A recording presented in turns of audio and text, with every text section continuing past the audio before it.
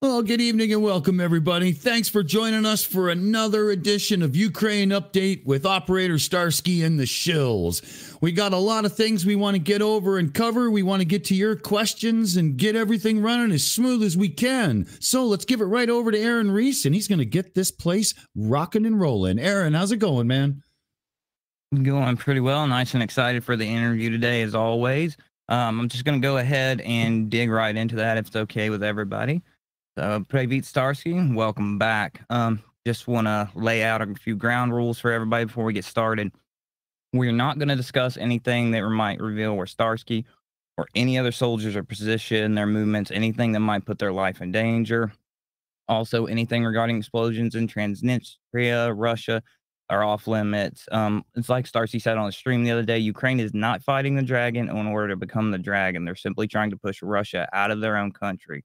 So just not going to go there. And then finally, we're not going to entertain in chat any pro-Russian propaganda or bigotry, and our moderators will hand out warnings as needed and block you if required. But as long as everybody can play by those rules, I think we're going to have a nice, friendly, entertaining evening for everybody, get some questions in, and just have a nice chat overall. And with that, I'm actually just going to hand things off to Starsky and let him know, or let him clue us in on what has been going on in his corner of the world. Thank you very much, Aaron. Hi, everyone. Operator Starsky here. Regarding Russian propaganda, there will be some news in the end of my report. So during this day, we've had about 11 attacks performed by Russian troops. None of them were successful. And according to Pentagon, according to Speaker of Pentagon John Kirby, Russian troops have only insignificant progress in the area of Donbass because the speed of their movement into our territory is either 0 or about 1 kilometer per day. Which is very, very slow. They have a lot of casualties. They lose a lot of their men,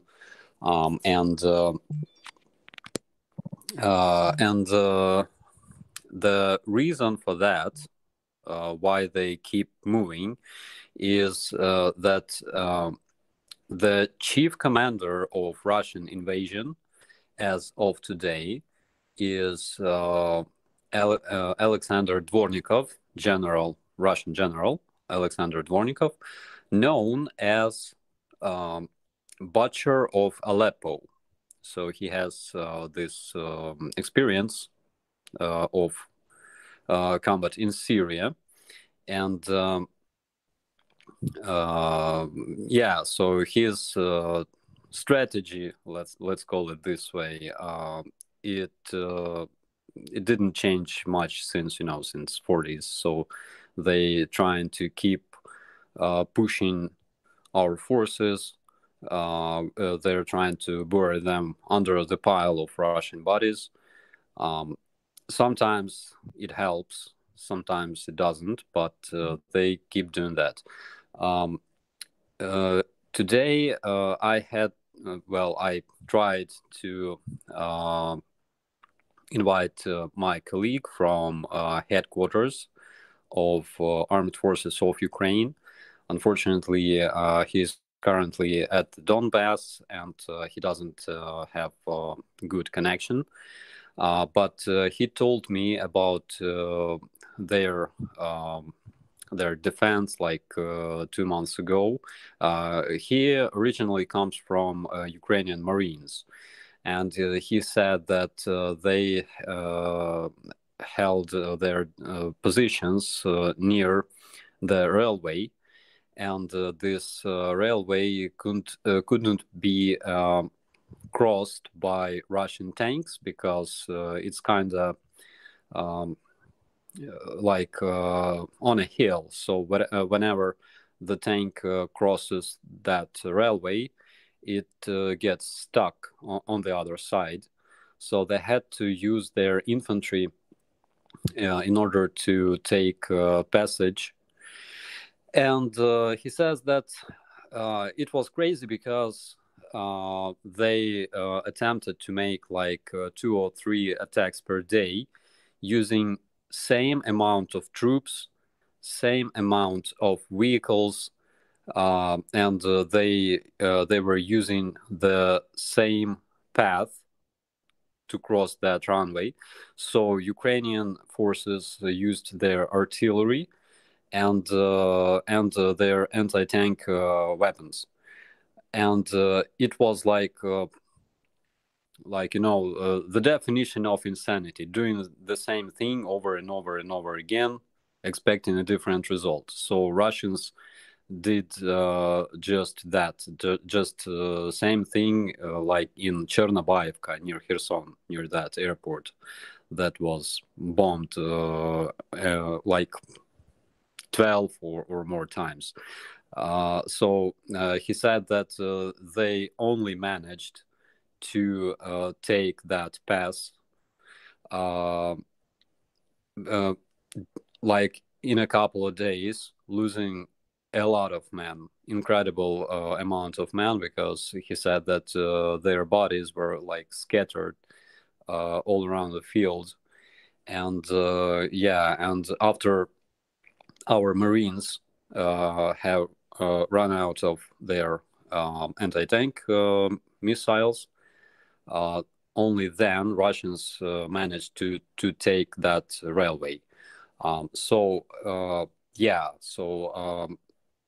probably it's because they have this kind of Soviet mentality, and they still have that in the army. So whenever they receive an order, they should follow this order, no matter how stupid it is. For example, in armies of NATO, a squad leader or a platoon commander has all kinds of responsibility in order to, for example, keep active defense of his positions. In Russian army, commander, for example, brigade commander, decides for every single platoon, and he gives orders to every single platoon and every single squad in terms of attack or holding a defense. And commanders of those platoons and squads, they don't have any other option but follow this order issued by their brigade commander, which is old, is kind of old-fashioned, but they still use that. It's very different in Ukrainian army, of course. And according to plans of Russians, they they attempt to capture Azovstal by 9th of May, obviously because they want to present this as their huge victory over Ukrainian forces. As we remember, as soon as this invasion started, they claimed that this so-called operation will only take like a couple of weeks, and they claimed that they were gonna capture Kiev in just 3 days, and they believed that capturing all Ukraine would be their big victory. Then they claimed that they reached huge military success by capturing Chernobyl area, which was kind of funny. And now they claim that capturing a factory in Mariupol,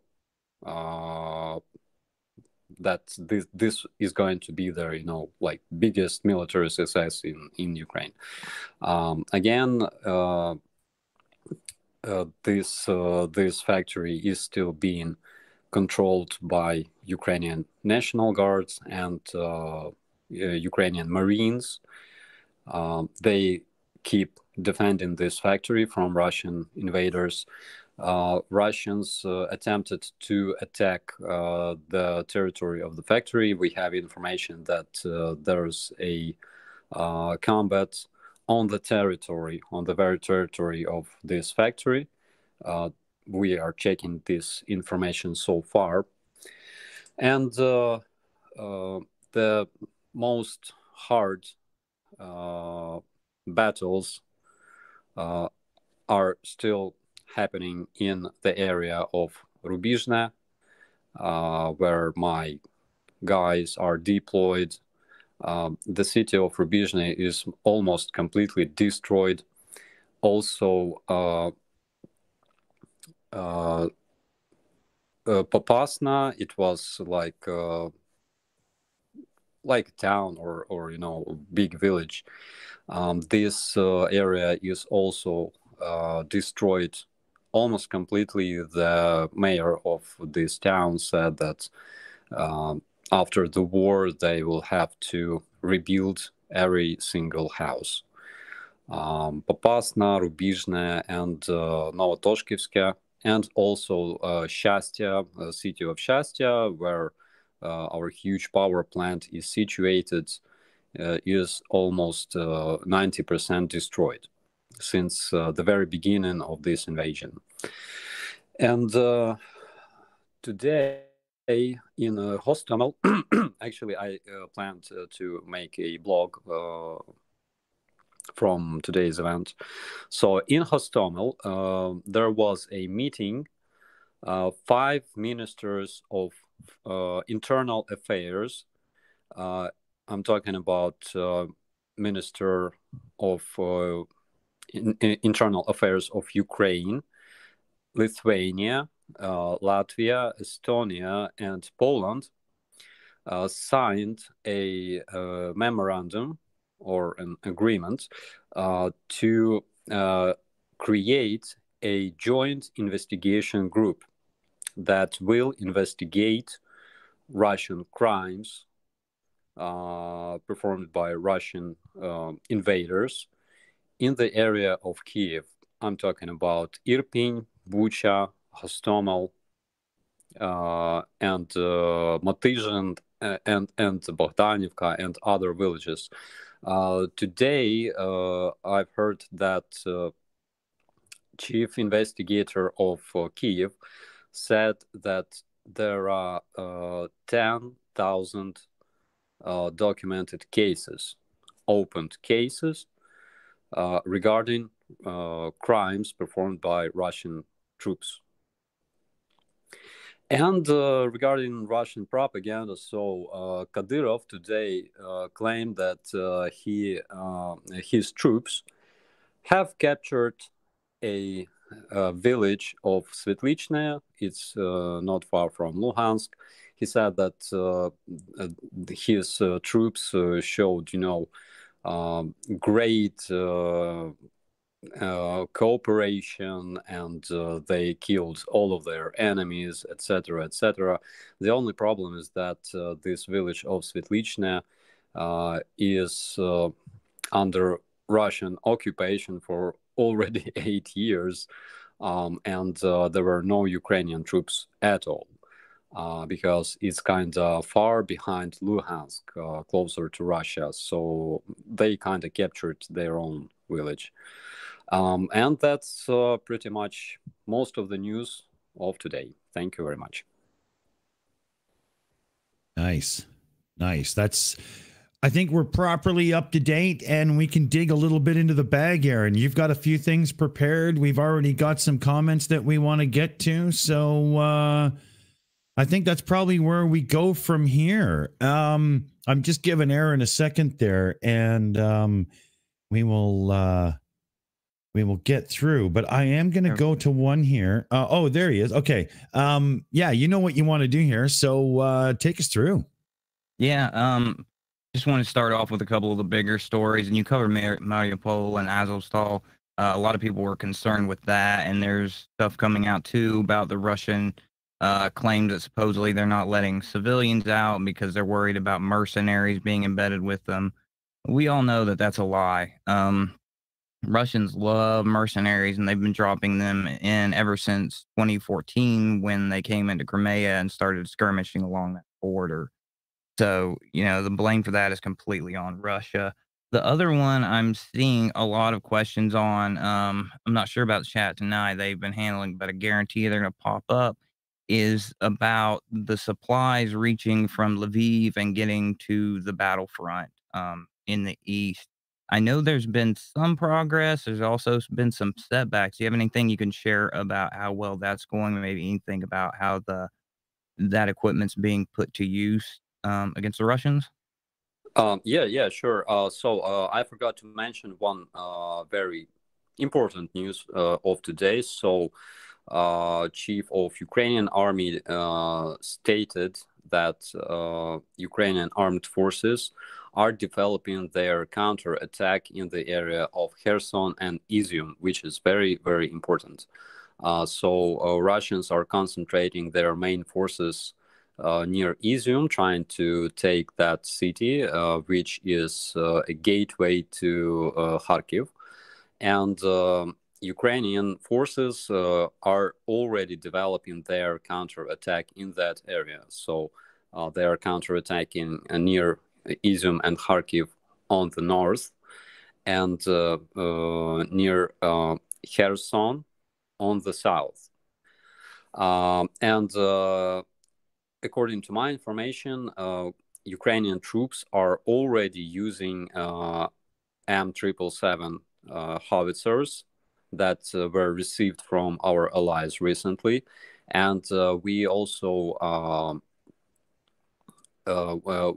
use the new UAVs, including Switchblade.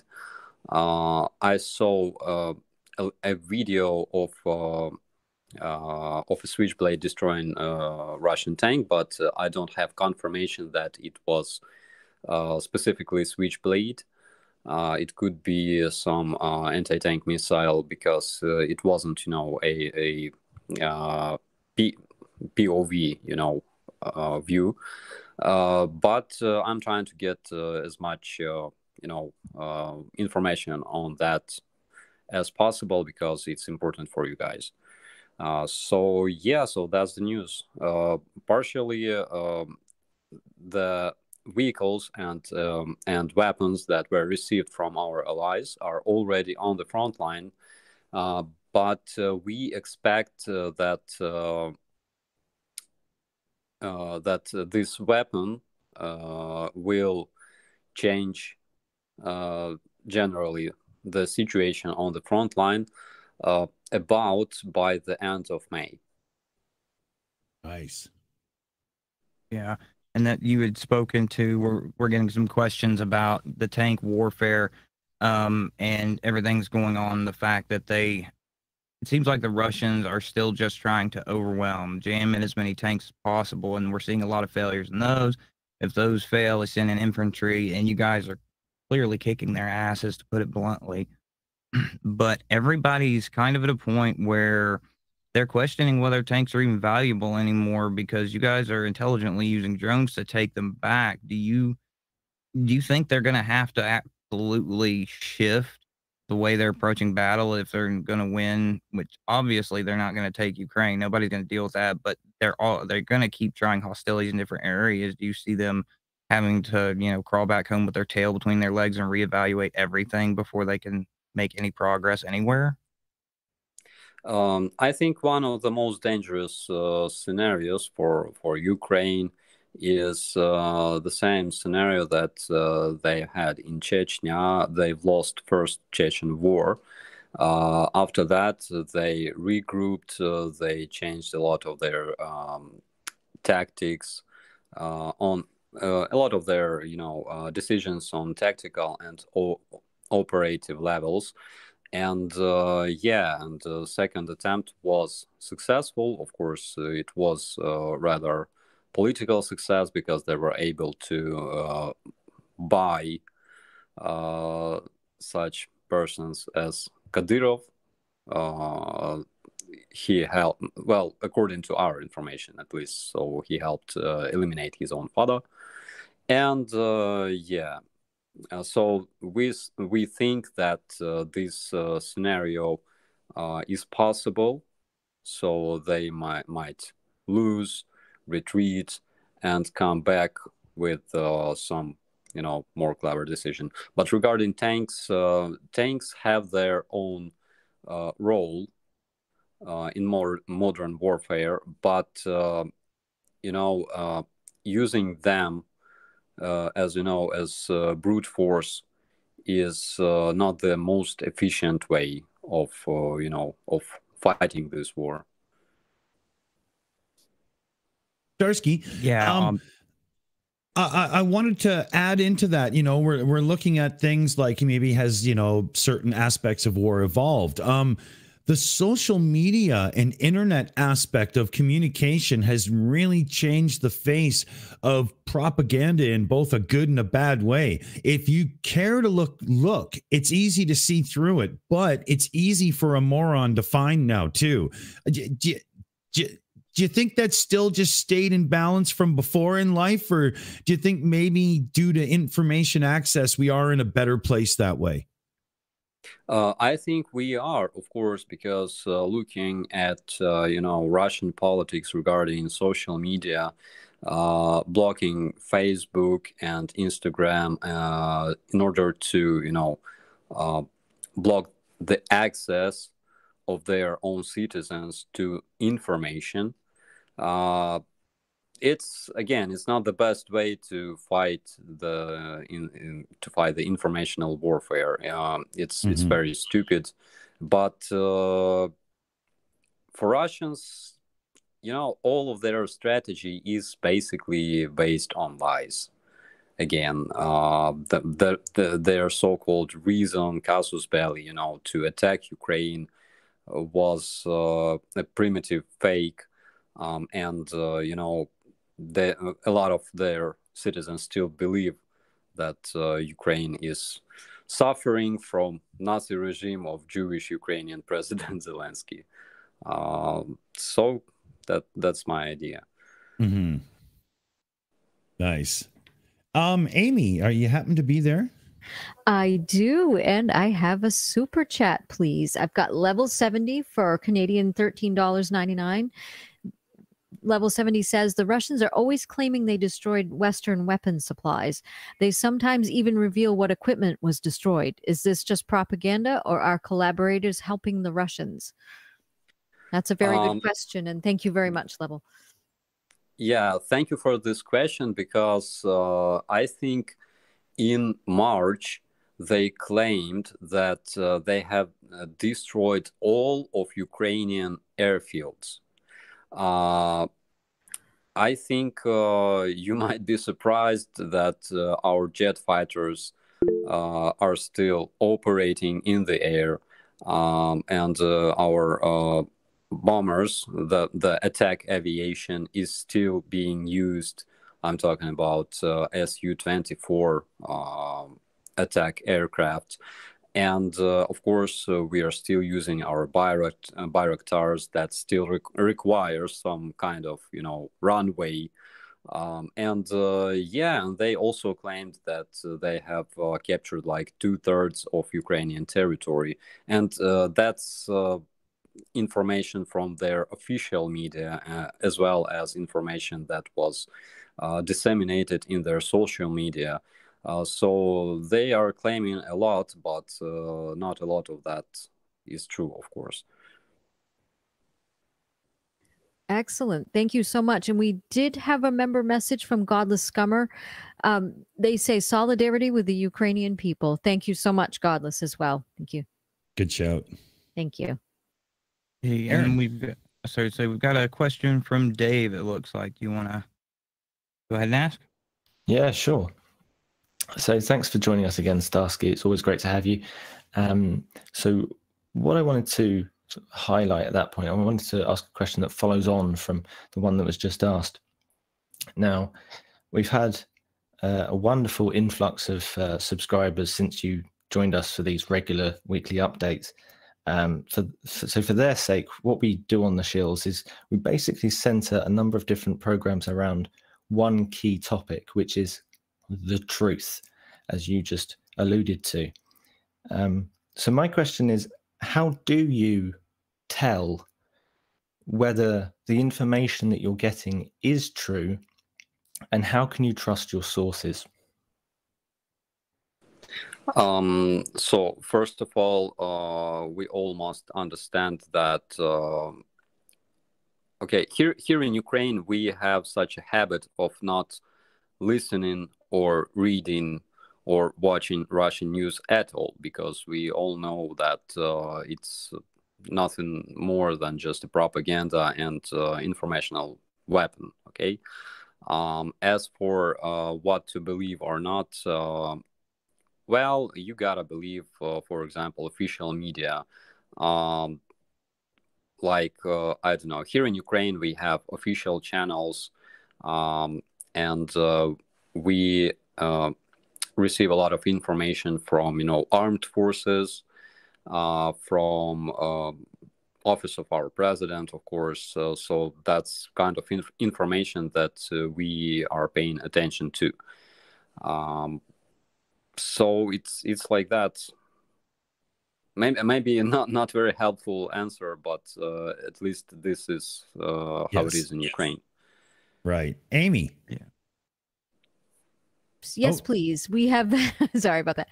We have another super chat from Chad Freeze for 10 American dollars. Says, Operator Starsky, do you think you could use the Bayraktar TB2 to sink the 2 Russian subs shooting those cruise missiles at Ukraine? Yeah, it's possible. For example, recently we had that successful attack on the Snake Island. We have eliminated a lot of their troops there. They still have a lot of their killed and wounded servicemen that were left stranded on that Snake Island, and they are preparing evacuation mission to that island. And of course, we have destroyed a bunch of their vessels. I'm talking about smaller vessels, and yeah, I think that bigger target like a surface submarine, for example, could be also hit by UAV like TB2 Bayraktar.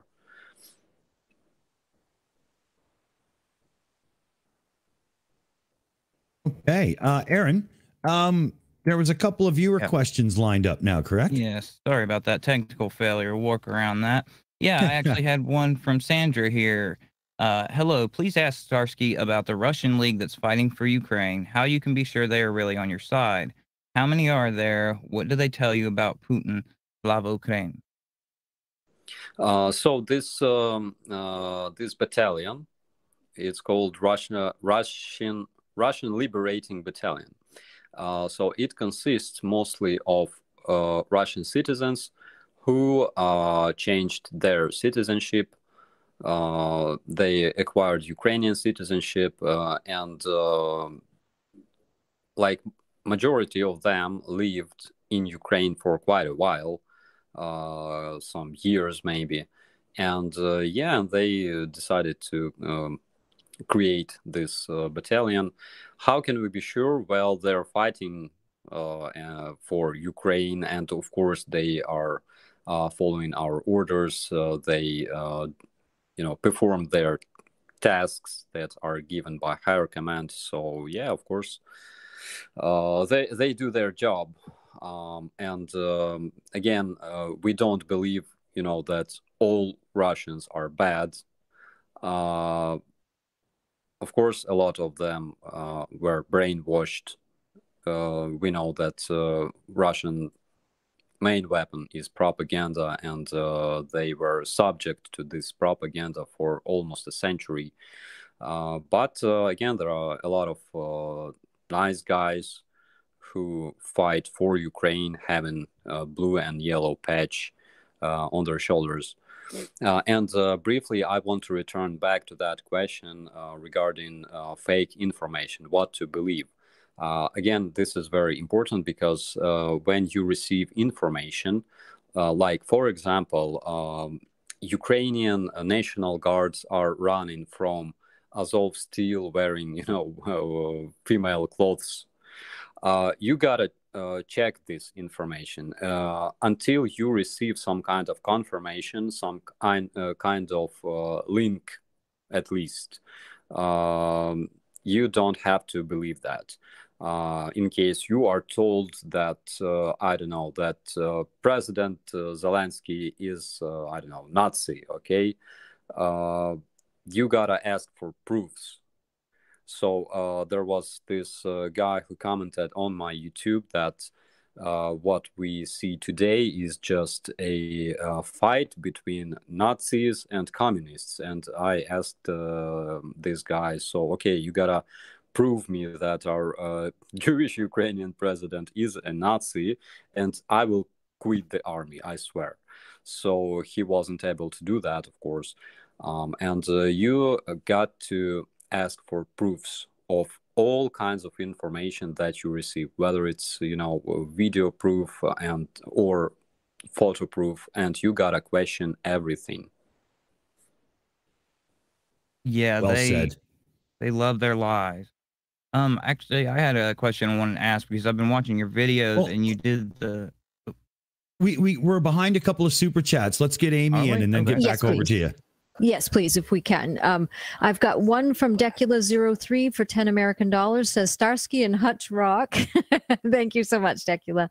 Love it. And then the second one is from Dee Reynolds for American $5, says Slava Ukraini. How is a sweet Ukrainian grandpa doing now? Good question. Yes, he's absolutely. he's doing well, and I tried to visit him today. Unfortunately, I wasn't able to, but I think that probably next week I will visit him, and I will make another video, of course. Excellent. Good news. Glad to hear. Right. Okay, yeah, the question I had, it was just about Hostomel, and you showed the Russians. They're basically dining on grocery store, large jars of pickled tomatoes, cafeteria packs of butter. They're stealing your clothing to wear. Meanwhile, you've got the military MREs, you've got the upgraded uniforms. Do you think that they just underestimated you guys when they equipped and sent their troops in? Because even the troops are substandard. And, on top of that, do you think further waves that they have the ability to arm them and prepare them better? Or do you think this is the best they've got to offer? So regarding those Russian meals, those tomatoes were brought from Russia, actually. So they have this kind of food supply, sort of. But yes, of course, I think that they have underestimated us, because in every video that Russian propaganda makes about Ukraine, our soldiers pictured as cowards, there's usually like 10 times more soldiers than we currently have, and they all run away from from Russian army. So yeah, they were convinced that they will invade Ukraine, and Ukrainian soldiers will retreat and run away, and people will be greeting them with flowers and cakes and stuff. But of course, they were wrong. Yeah, you obviously showed them up on that and in spades. They look silly on the world stage right now. We've got another viewer question here from Edwin S. Lopez. The recent military movements on your border with Belarus, are they just distractive, or are they planning to take Kyiv, take care of the Lukashenko puppet? Yeah, so I think that at some point they can use those forces to distract our main forces. Of course, they won't be able to take Kyiv, because they've lost probably 50 or 60 of their battalion tactical groups here. Maybe like less, maybe like 45 to 50, but those majority of those battalion tactical groups are not combat worthy already, because they lost like two-thirds of their men.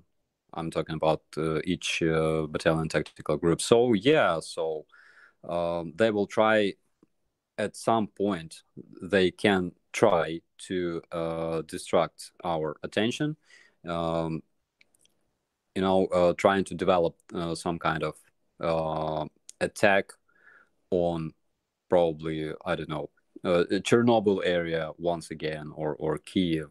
But we are prepared for that, and of course we have much more developed defense in that area than it was on the first day of invasion. Excellent. Okay. And looks like we got a super chat from Amy. Yes, please. We've got one from Bill DeVitt for Canadian $5. Says, Operator Starsky, I really would suggest taking out the Russian bridge to Crimea. Any reason that it hasn't been? Slava Ukraini. Thank you. Yeah, so thank you for this question. From time to time, we are, advised on destroying this bridge, like a couple of times a day. Yes, it should be destroyed. No, it's. I mean, it's very funny. For example, here in Ukraine, where we have a lot of, advisors, which go like, I know what helps you defeat Russia. You gotta destroy that Crimean bridge, and we're like, no shit. So yeah, so the reason why it's very hard to destroy, for example, is that we don't have missiles with enough radius. That's reason number one. Reason number two, we've had a bunch of Ukrainian bridges that were hit by Russian missiles, caliber class, called caliber, okay, and they weren't destroyed at all. So those missiles simply leave huge hole in a bridge, but the very bridge isn't destroyed. So we need some kind of more powerful weapon like Tomahawk missiles, but unfortunately we don't have them yet. Yeah, I know the people keep constantly questioning about that, and I'm like, if they could, they would. Trust me. And I saw too on the video about Hostomel. You were pointing out the V-shaped Russian swastika, and we've all seen the Z or Z-shaped one on the vehicles and jackets. What exactly does that V mean? It doesn't mean anything at all. Actually, it's just a tactical mark for For example, in 2015, even Ukrainian troops used some kind of shape that was similar to V, okay, on our vehicles. That's just tactical marks. In most cases, they don't mean anything. It's just a random number or symbol or letter that that is created to, you know, to for it's used by random, not units, but armies. And for example, Marines, Russian. I'm talking about Russian Marines and their Russian Guard. They use the V sign. And airborne troops, I guess, they also use V sign. That's exactly what we saw in Hostomel. Their infantry, I mean motorized and mechanized infantry, use, for example, Z sign. It doesn't matter anything, but it's just, you know, just some random tactical marking. Okay, yeah, because I know that we used the V during World War II for victory, and it kind of pissed me off they took it. Yeah, and for example, here we are using again color bands on our shoulders. Yeah, and they come in different colors. And again, those colors don't mean anything at all. It doesn't mean that, you know, army is wearing, you know, green color bands. National Guard is wearing blue bands. It doesn't mean that. It's just, you know, color that is changing over time. Let's call it this way. But it doesn't have some kind of, you know, deep meaning. Nothing like that. Okay, yeah, makes sense. And it looks like we've got a few super chats lined up if you want to take those, Amy. Yes, please. I would love to take those. Thank you. Let me get back to my screen here. We've got Liam Wakefield for £2 sterling says, mark your question for Starsky with at the shills. That's correct. Thank you so much. Lisa for 10 American dollars says, love to Starsky and all of Ukraine. Level 70 for Canadian $13.99 says, how fast is the Ukrainian government able to repair damaged infrastructure like railways, which is so important for logistics?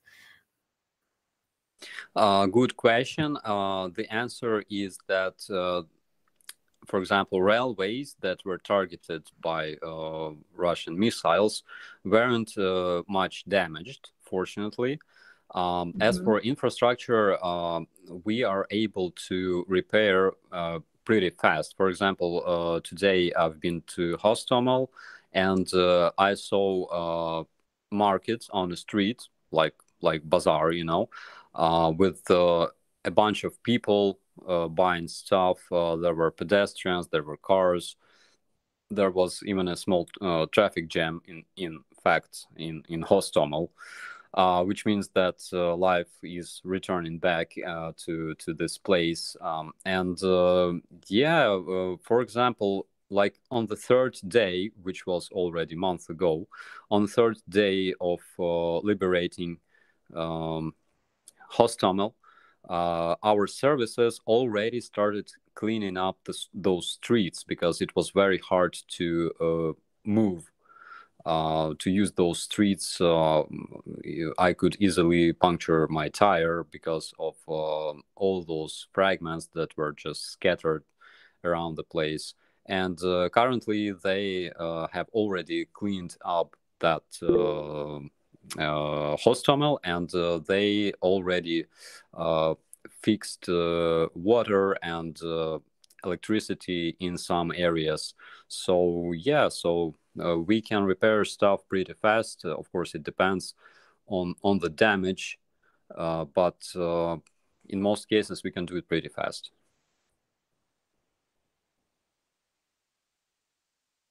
Thank you so much. And I actually do have another super chat real quick. Thank you so much. We've got David Oliver for £10 sterling says, I painted the Ukrainian flag on my canvas in the art group. I'm going to paint Zelensky on it if I can.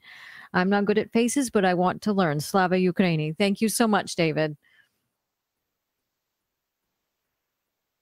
Yes, David, thank you very much for your support. And yeah, it's amazing just how many people, use some kind of Ukrainian branding in titles for websites, for example.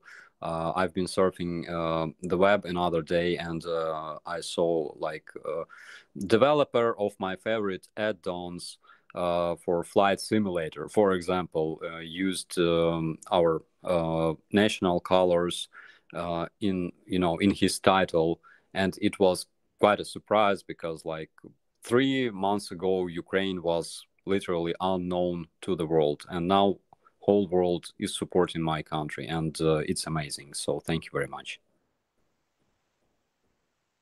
And it looks like we've got one more super chat. If you want to do that, Amy, and then Loki has a question. Is she there? Every I now can and go then, ahead. Personal life gets in, right? Gosh, Yeah, there we go. Chasing Keto too. Sorry about that. Yes, we do. We have Debbie Carvalho for Canadian $10 says, "Why was the big transport plane left behind?"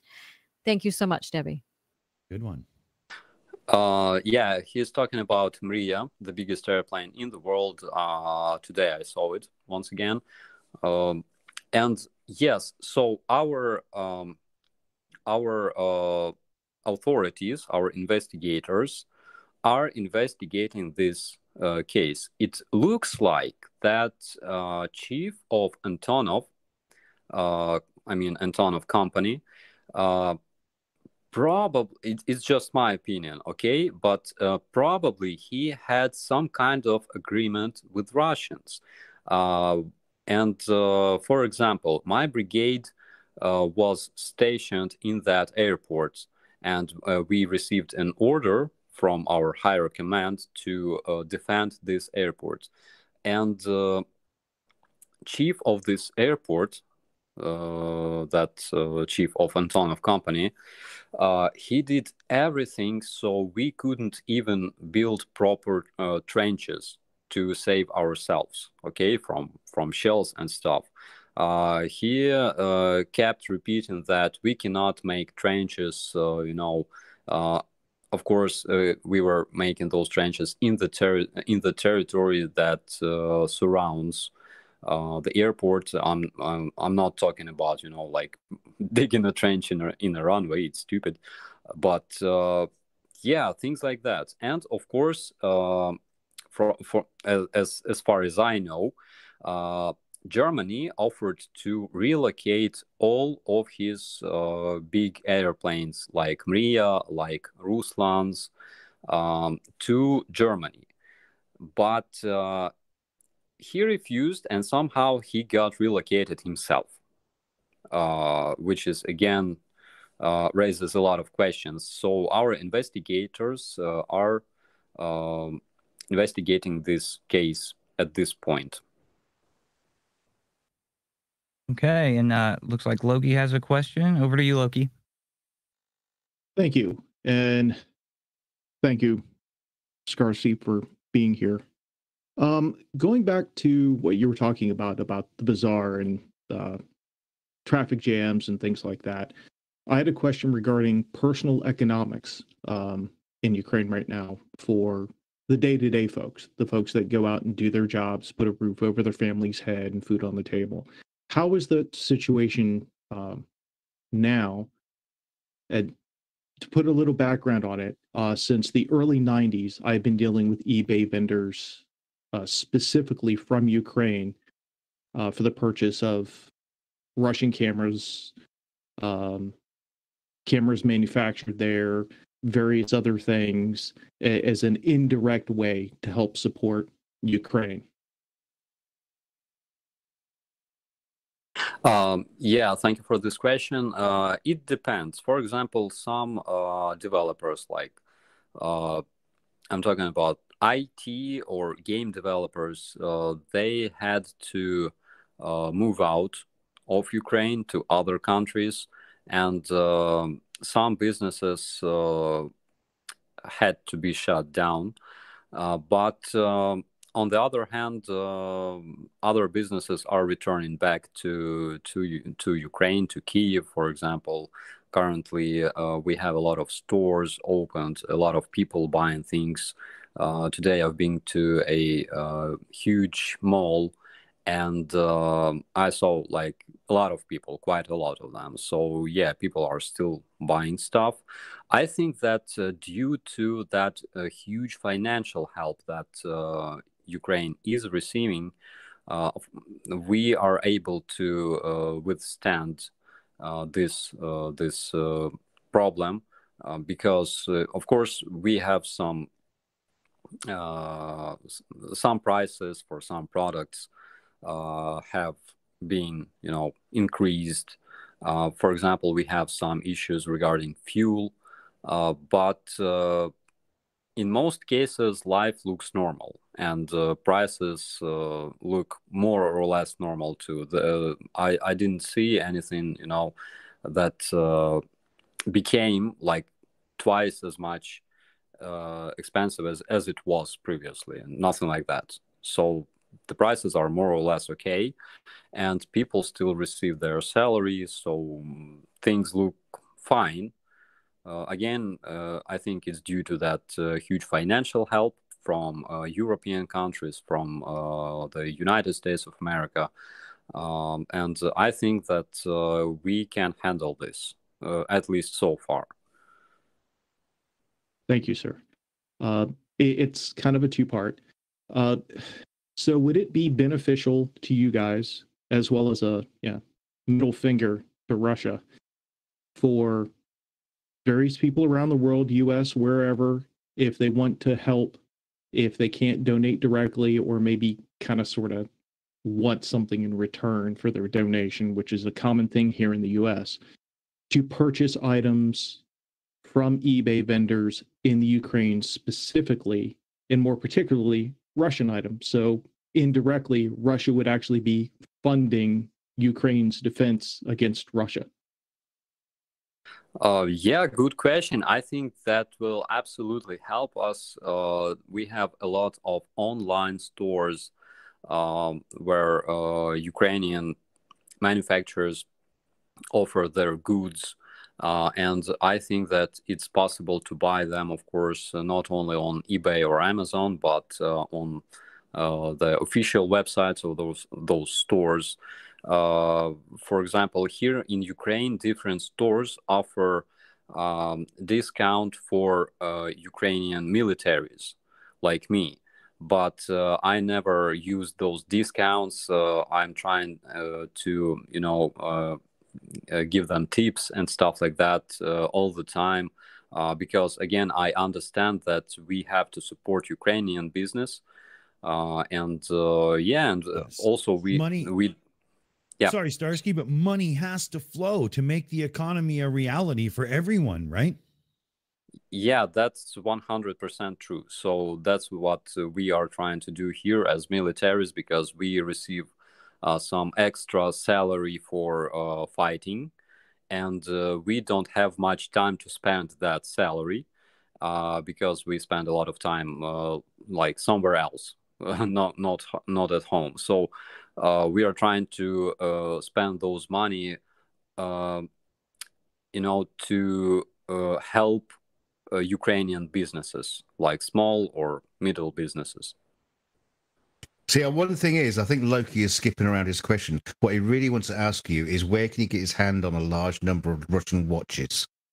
Yeah, that's a good one. Yeah, so what we have here that mostly remains from Russian troops is a bunch of their destroyed BMDs. There's a lot of them. I think we have already destroyed like more than 2,000 of BMDs. And of course, there's a lot of Russian bodies scattered around. For example, today we've had that meeting of ministers in Hostomel, and like there's a body of Russian soldier resting like 15 meters away from that stage. And it was okay, like probably a week ago, when it was kind of cold, but today it was really hot, and this body, it has a lot of juice, let's call it this way, and it smells like hell. So yeah, it was kind of stinky near Maria today. So I'm not sure whether we want to have that as souvenir, but we can try. Yeah, enjoy getting that watch, Loki. It looks like we've got a couple super chats lined up if you want to handle those for us, Amy. Yes, please. We've got one from Donny Boy 73 for Canadian $10. If you have any comments that you need to make, Donny, just make sure that you put them in the chat, when we will make sure that they get read out priority. Thank you so much. Yes. And we also have one from Nancy for $19.99 US, and there's a super sticker that says victory. Thank you so much, both of you. Awesome. Thanks, everyone. Thank you. I actually have one lined up from Donny Boy 73. Let's see. Oh, no, sorry. Yeah, definitely get that out there. This one is from, let's see, there's one that keeps popping up. Different people ask it. The copy I've got is from TS Eleven. Can you ask if that Telegram link on his YouTube live stream was a Russian bot? And if it helped at all, we feel helpless. Our Slava Ukraini. And it looks like there's Aaron, if I may, there's a follow-up to that from Cats at the Shills. Yeah. Will you ask Starsky if he left a WhatsApp number on one of his videos, as I thought it was a scam, and I think that must be tied together, right? I think what happened is I've seen this where MKBHD and a few people have had this done on their big YouTube channels, and people in the comments are using account names that sound like it could be Starsky. If you don't know better, and you think they're leaving a comment that says, "Oh, here, get in touch with me directly," and it's not. You're talking to a scammer. Oh God, yeah. Yeah, that happens on Twitter all the time. Guys. So there were 5 or 6 cases already when scammers impersonated my my page. So they literally copied my user picture and my name. They asked whether audience could contact them through their WhatsApp number, and of course it was registered in the United States. It starts with +1. I'm not in United States currently. My number starts with +380, which is Ukrainian number, the easiest way to understand whether it's me or not is that my name on YouTube has this check mark. It's verified by YouTube. So yeah, that's the scammers don't have that. Okay, yeah, it's definitely something to keep an eye out for. If I catch streams, I'll yell at people too to leave them the hell alone. But we do have a question now from Donny Boy 73. Hi, Starsky. Greetings from Canada. Do you know if it's possible to send money directly to Ukrainians using Western Union? Yeah, it's possible. You gotta know whom you are sending those money to. For example, some of your friends or probably relatives. But Western Union is operating here in Ukraine, and I think it's open, so you can use that, of course. Okay, nice. And let's see, we've got someone actually just sent in a question. So niche. Is there any truth that Russian body armor is stuffed with cardboard rather than armor plates? And I know you posted the picture of that soldier.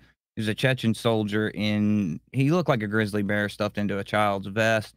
And we've seen those going around where they're posed and elements are out of place and not right. Is that just for Russian morale, or do they think they're fooling somebody outside of Russia with that? Well, they're trying to make a good-looking picture, of course. Sometimes they fail because those grizzly dudes they don't really know how to wear proper equipment properly, and they don't have that trigger discipline from what we saw. And the craziest thing was that cheap Baofeng radio walkie-talkie on his vest, because we've used those radios in like 2015 maybe, because we didn't have better radios, and already in 2016 we've had professional military grade Motorola radios. Later we were given I think Harrison or Harris radios that were brought by our American allies, and those were very advanced. And yeah, as for cardboard body armors, I saw a body armor made in Russia, and I think it was taken from one of the demilitarized Russian soldiers, and it was made of some kind of ceramics. And the problem with ceramics is that after it's damaged, you cannot use it anymore. And for example, here in the National Guard, we are wearing steel plates. Those are steel plates with some kind of ceramical cover, but you can use them even after multiple hits. So it kind of depends. It kind of depends. I remember there was some kind of video of a Russian volunteer. So there are even Russian volunteers, and he brought his body vest to Russian terrorists in Donbass. It was, I think, 2016 maybe, and one of those terrorists shot him with a handgun, and he kind of wounded him in the belly. So yeah, in most cases they suck. I saw one case where a Russian had basically had a MacBook stuffed down his vest. Wow. Yeah. So I think that it was probably, I think that he took out his plate and stuffed MacBook inside, because it kind of costs a lot right now in Russia. Unfortunately, lies don't stop bullets, and I think Russians are finding that out the hard way. It looks like we've got a few super chats on the line. If you want to handle those, Amy. Yes, we do, and we're not gonna get caught up if I don't go. So thank you. I'm gonna grab these super chats really fast. We've got Hegemony Cricket for $20 American. I dream of the day that Ukraine supports the Kerch bridges at the same time launches an overwhelming offensive to cut off all Crimea from the north. Slava Ukraini. Then we've got Goldie Ford for $10 American. Says, should we be worried about May 9th? Do you think Russia will parade the Ukraine POWs? And Mircea Gutuliak for Romanian news for 25 of them says, I'm from Romania and I know that the Ukrainian-Romanian relations weren't the best in the past. Do you think that will change after you win? Then we've got Springvale Light for $5 American. How long do civilians have before Russia starts bombing Kiev? Anthony Flores for $9.99 US says, will Ukraine try to send Russia a gift on the 9th during the parade? Please do. Thank you so much, everyone. I appreciate it. Thank you. Okay, I will try to briefly answer those questions. So regarding 9th of May, Russians informed Russian media claim that they will not have those parades in occupied cities like Mariupol because they are afraid of being killed. Yeah, as for Romanians, I think that our relations have improved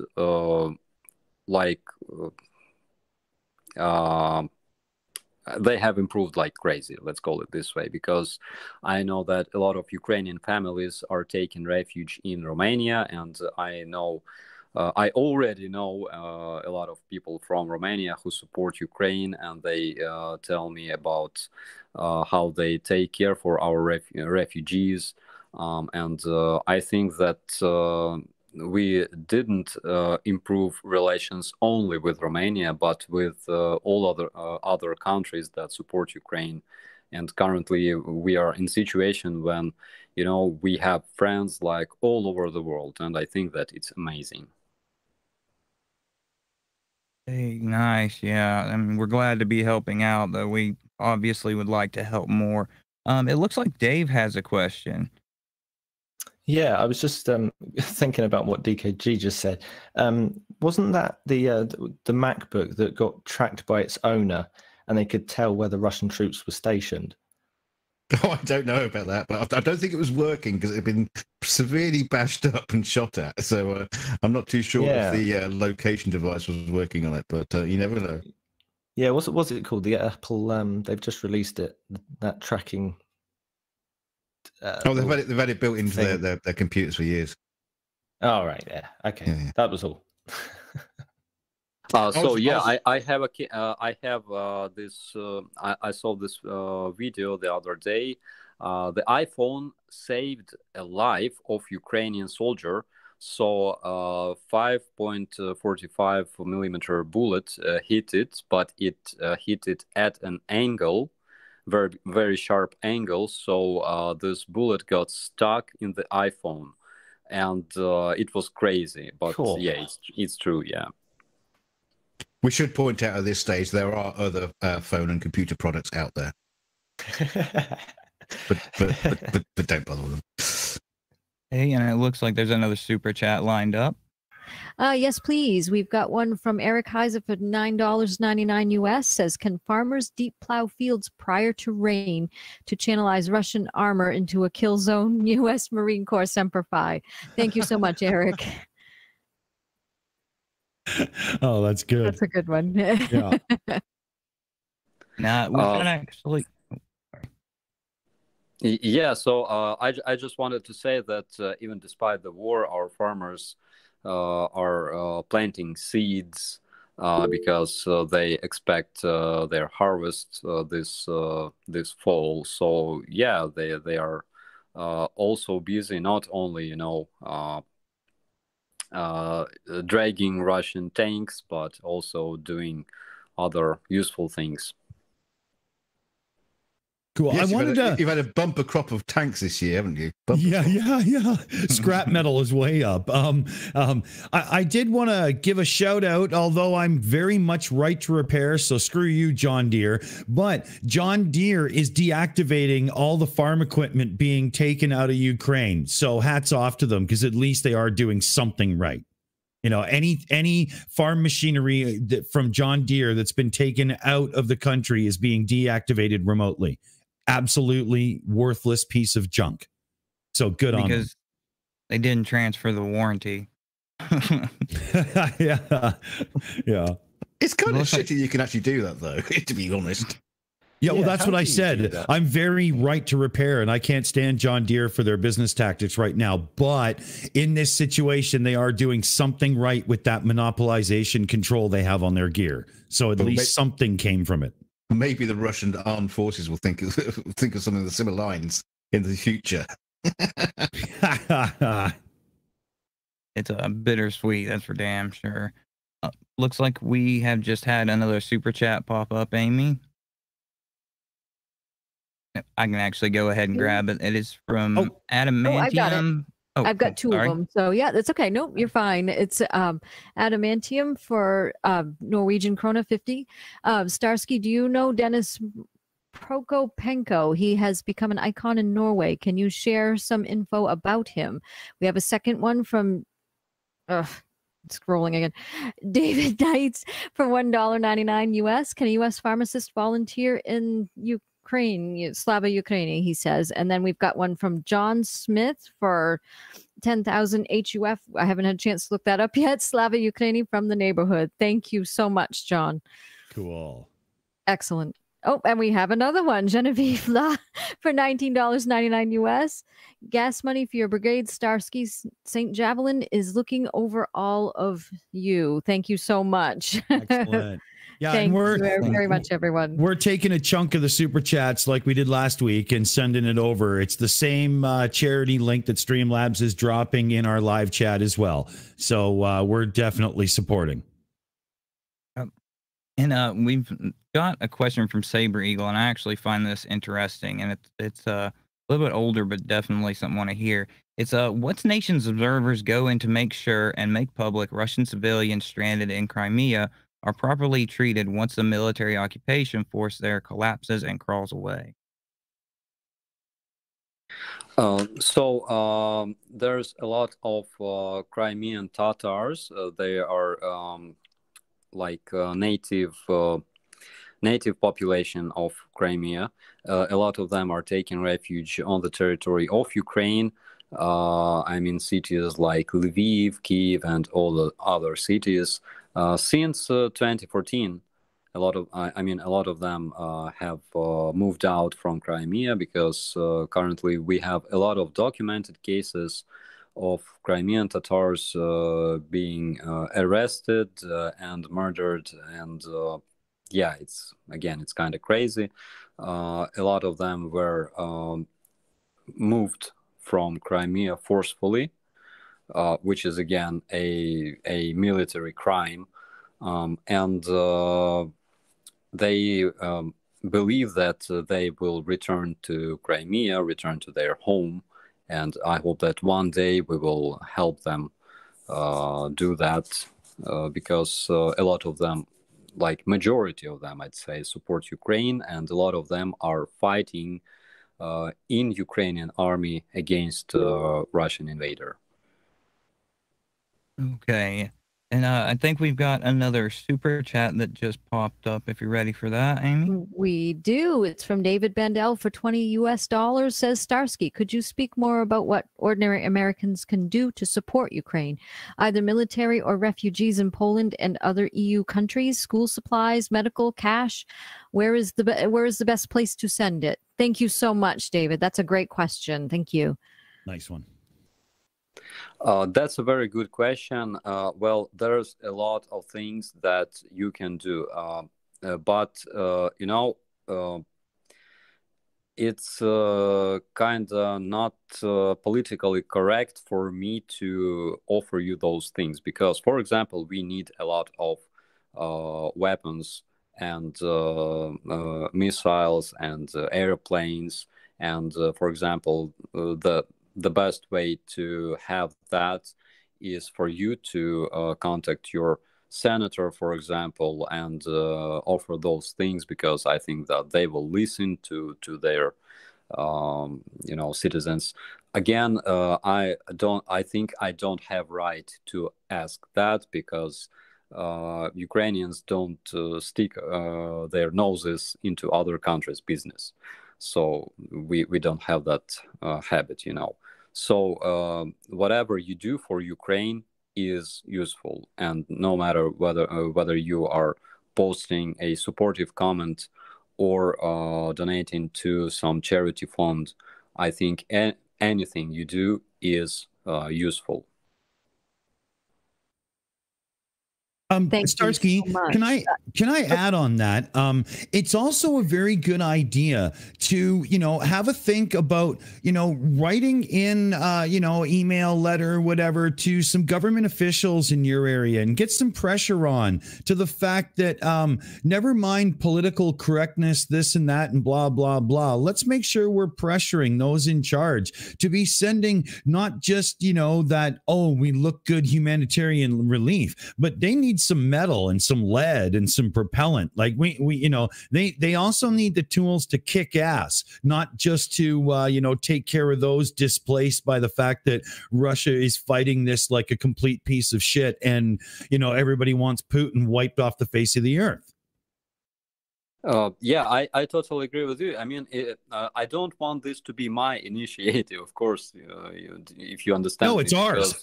This comes down to the shills, right? Yeah, we're saying this. Yeah, okay, I agree on that. Yeah, Putin would be King, Pope, and God all in one if he could.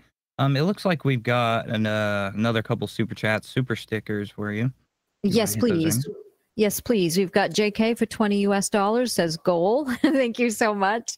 And we also have Matthias for €20, who has a thumbs up and a cool. Thank you so much. Thank you, guys. Awesome. I did want to go backwards to a question. It was in a super chat. So it was Starsky. Do you know Dennis Prokopenko? He has become an icon in Norway, and can you share any info about him? Unfortunately not. His name sounds familiar, but I gotta learn more about him.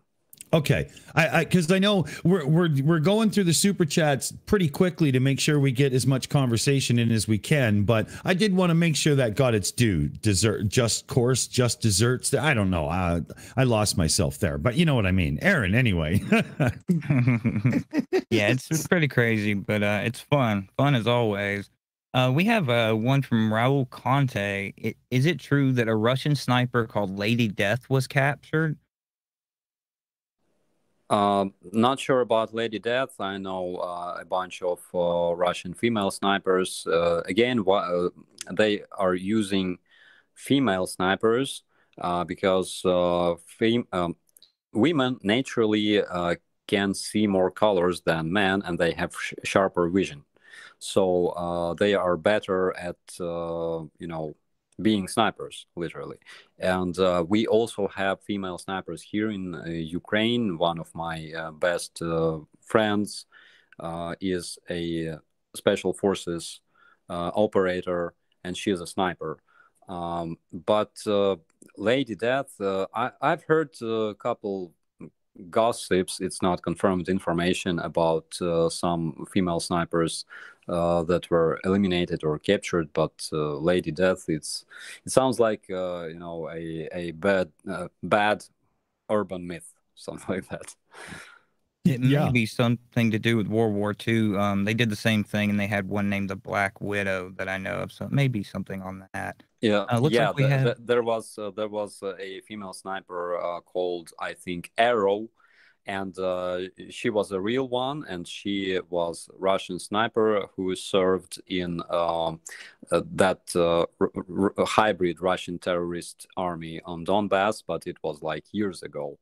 And yeah, she got eliminated by Ukrainian forces. And I think we've got another couple of super chats lined up. Yes, we do, please. We've got one from Physic VL for €5. Says, how big do you estimate the chance that Russians will start using nuclear weapons and that a third world war is coming? And then it looks like we had another one that may have slipped past from Hegemony Cricket. The message was retracted, but it was $5 American. Thank you so much. Yeah, Cricket. I caught. I think I know what you were going for, and there was a screw up in the typo maybe or whatever there. So give another shout in the chat, and we'll make sure it gets called out good. No worries. So regarding nuclear weapons, I think chances are 50-50 because they either use it or not. So I'm not sure. Of course, Putin is not the single person who takes that decision of using nuclear weapons. Again, according to their doctrine, they can use nuclear weapons in order to protect their territory. For example, in case of some army advancing into Russian territory and stuff like that. But again, knowing that just how crazy they are, I think that they can do that. For me, it comes down to the Sting song. Do the Russians love their children? Do the people that have control that actually could set one off actually give a rat's ass for the repercussions? Because what's coming back is going to be nasty and all hell breaks loose. It's tough to see a normal human putting themselves in a position where they would do that. But we're not dealing with your average people here. Those at the top in Russia seem to be a little bit off their rockers at times. Yeah, I totally agree with you. And yeah, of course, nobody believed that. For example, in 2010, people would say that you are crazy for saying such things as, Russia will attack Ukraine, because they believe that they are our best friends and neighbors and stuff like that. So this is the kind of propaganda that we had. That we are best friends and stuff, and of course it wasn't true. Yeah, so nuclear weapons is a realistic option. Again, I'm not sure whether they will use it. I'm not sure. I'm not 100% sure. so to say. Yeah, it makes it really easy for people to threaten or to do terrible things when you don't have to look them in the face, unfortunately. I think we've got another, at least one super chat that's rolled in for you, Amy. Yes, we do. It's from Ruthless for New Zealand. Thank you so much. They already do have a message in the chat, so if it's okay, I'm going to go ahead and read that out. It says, "Greetings from New Zealand. Starsky, there is information that a Ukrainian traitor is working with the Russians to kill the remaining people in the Mariupol's steel factory. Is this true?" There was a bunch of traitors in cities like Rubizhne, for example. Their mayor is cooperating with Russians. Same with Mariupol. The fact is that, again, because of Russian propaganda, because of Russian channels, TV channels that were active since 2014 even, in that area of Donbass, still a lot of people believe that Russians are their, bigger brothers and stuff like that. I'm talking about older people who still remember Soviet Union, and of course they were younger in Soviet times, so they kind of miss those times. Fortunately, majority of Ukrainians don't miss those times because we lived under, effectively under Russian occupation.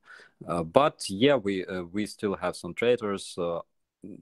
I'm not sure what reasons they had to betray Ukraine, but I think that they will face trial for that. Hopefully harshly. Yeah. Absolutely. And if it's okay, I've got a couple more super chats before we get to the hands up. I've got one from Vasi Gancheva for 20 Bulgarian Lev, says, "Stay strong, stay safe. We are with you no matter what. Slava." And then we also have from Christopher Ellis for 50 Romanian Lou, of that is, "Let's put a price on Lavrov's head."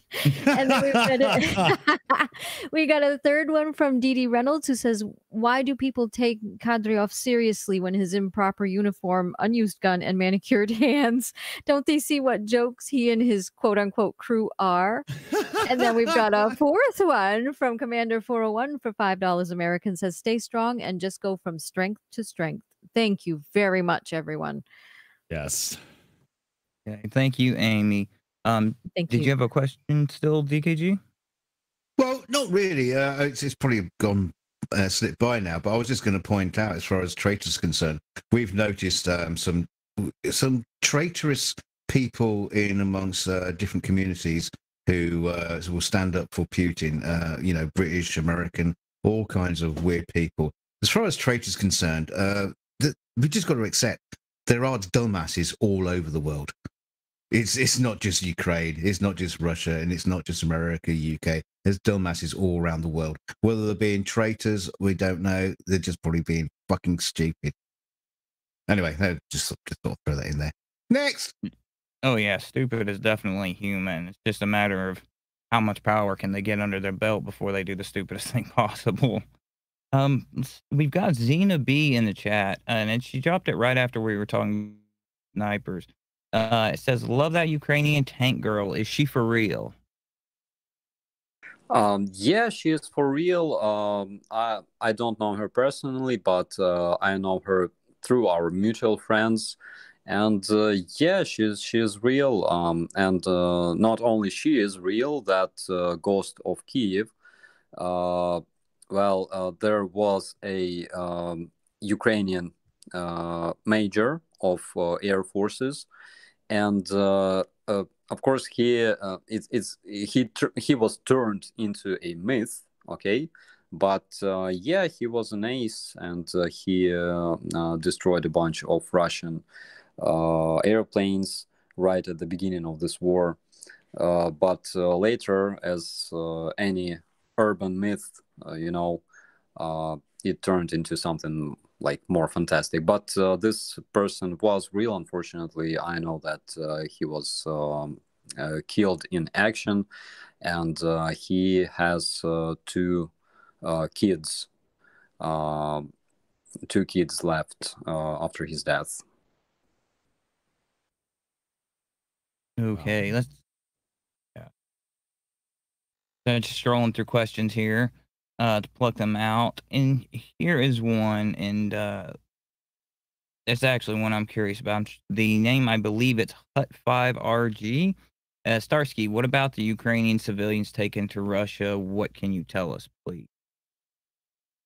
Some of those civilians are being exchanged for Russian POWs that we have captured, and it's kind of strange because, you know, for example, we are agreeing to change, like, for example, 20 Russian POWs for 20 Ukrainian POWs, and in some cases, instead of Ukrainian soldiers, among those POWs, we receive Ukrainian civilians that were taken to Russian so-called filtration camps, which is again strange and yeah, kind of crazy.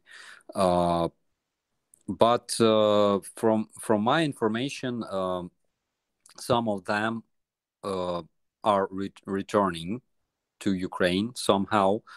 For example, I'm not sure if I told you this, but I talked to a friend of mine, and his grandma was living in Mariupol, and she was taken to this fake evacuation corridor that was organized by Russians, and she was taken way to Donbass and then way to Russia. So in Russia, she said, because she returned, she said that Russians took her fingerprints, and this grandma is 83 years old.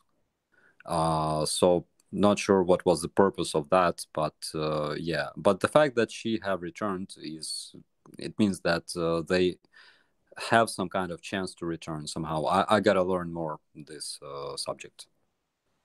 Yeah, they I know that they had intentionally, this has been going on the whole time, the areas where they invade, instead of setting up green corridors, which of course they like to place landmines in, instead of setting up corridors into Ukraine or into friendly areas where they can be brought to Europe or America, they're channeling them into Russia, and it's a backwards way of where they can't claim they have trouble claiming the area, they claim the people. It's the same tactic. Yeah, again, there are cases when Russian troops robbed those humanitarian convoys that were organized by Ukrainian authorities. And for example, there is video from Mariupol that was made probably a couple of weeks ago, and I talked about it. It's where those Kadyrov's ninjas are disseminating humanitarian aid among civilians of Mariupol.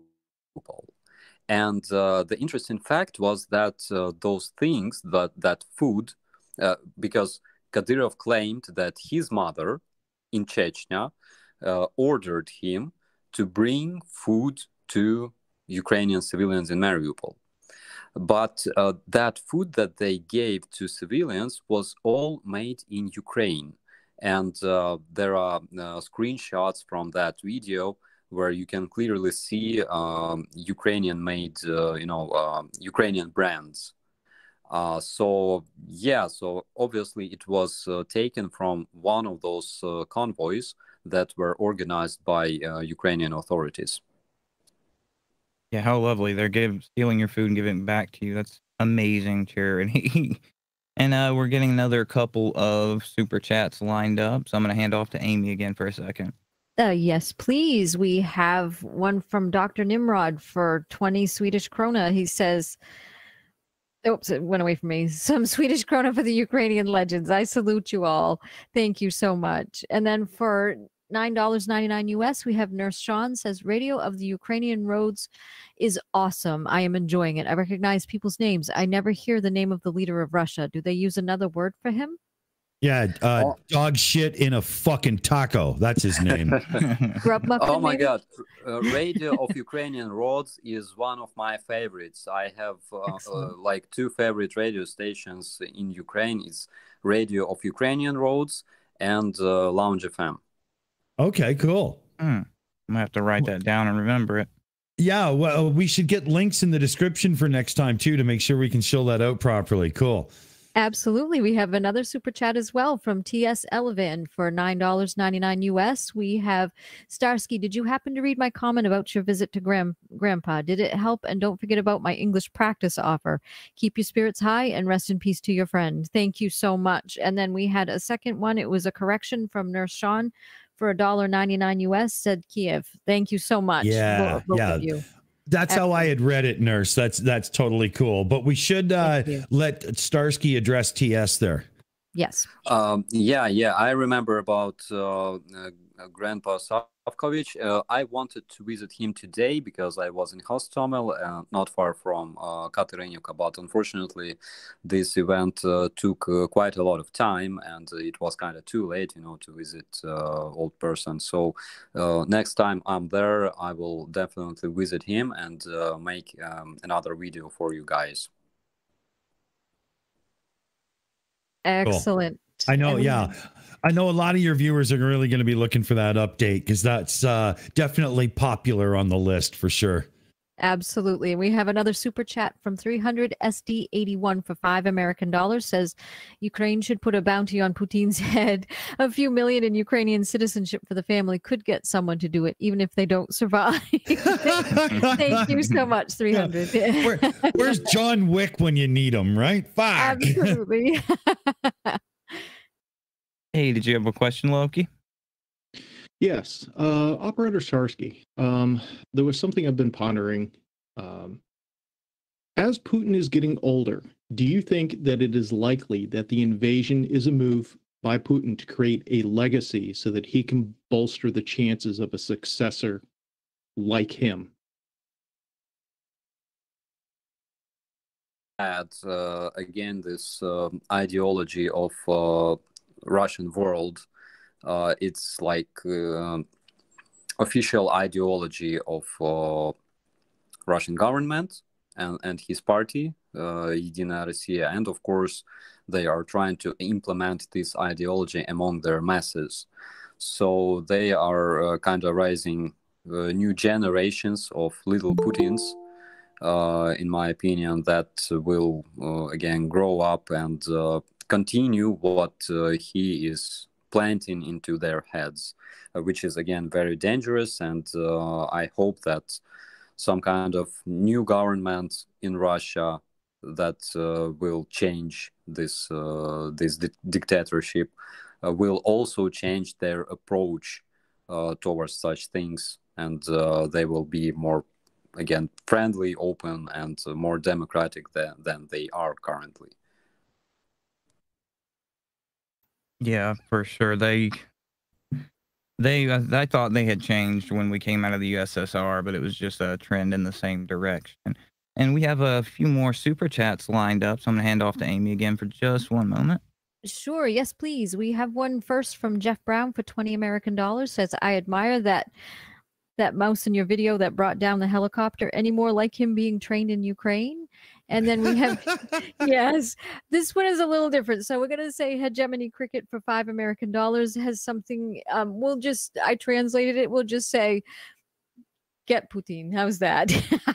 Yeah. Thank you so much. We got you in our sights, buddy. Exactly. Thank you so much.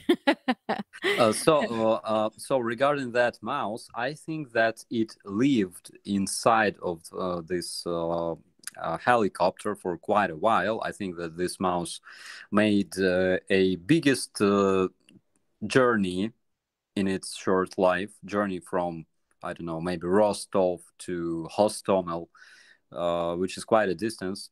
I think that it lived inside of helicopter. Why? Because it was kind of roasted a bit, because there was kind of big temperature at that moment. Yeah, well, this is an airfield, and this helicopter crashed in the middle of this airfield. It's really huge. I mean, it's probably 1 kilometer wide, maybe more, and mice don't have nothing to do there because nothing grows on that airfield.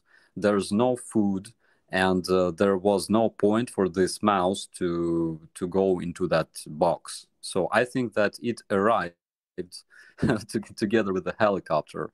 So you can imagine just how much effort they put into maintenance of their helicopters. So they have living mice inside. Yeah, that's not a good look, is it, Starsky? Come on.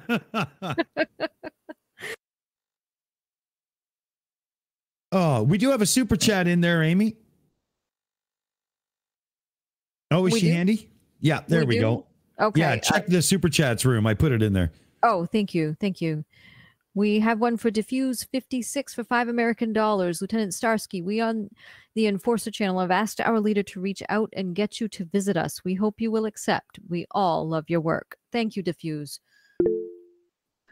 Thank you very much. I would love to participate, and you can reach me through my email. It's operator.starsky@gmail.com. So I will do my best to find your message. And yeah, of course, I would like to participate. It's my pleasure. Thank you so much. And we have another one from Mr. Mustik for Norwegian Krona 25. No message, but if you have one, please put one in the chat and we'll make sure it gets read out as a priority. Thank you so much. We also have level 70 for Canadian $6.99. When Ukraine wins the war, not if, do you think Ukraine will need nuclear weapons to prevent Russia from invading again? Maybe from the Moskva? And then we have for $5 American, Hegemony Cricket says perhaps Putin will slip on some bullets in the shower. Thank you so much. We appreciate it all. Yeah, good question regarding nuclear weapons. As you probably remember, Ukraine had one of the biggest arsenals of nuclear weapons after the fall of USSR. And we agreed to give out those weapons to Russia as part of Budapest Memorandum. And according to that memorandum, our security and safety of our country was guaranteed by United Kingdom, United States, and Russia. And yeah, I think that unfortunately it didn't work much. So probably it's one of the options. Of course, I think that those missiles will be targeted at Russia at all times. I'm pretty sure that because of this new story that is being, new history that is being created in Ukraine, with all the world supporting us, there's no point to target those missiles anywhere else but Moscow and other cities of Russia. Yeah, we need some kind of strong and mighty weapon, let's call it this way, to make sure that Russia will never attack Ukraine again in the future.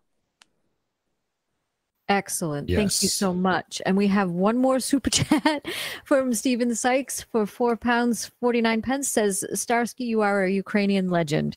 Do you have any notches on your list? I would have a necklace full of orc ears, he says. Thank you so much. Yeah, that's a nice one. No, I'm not into that kind of things,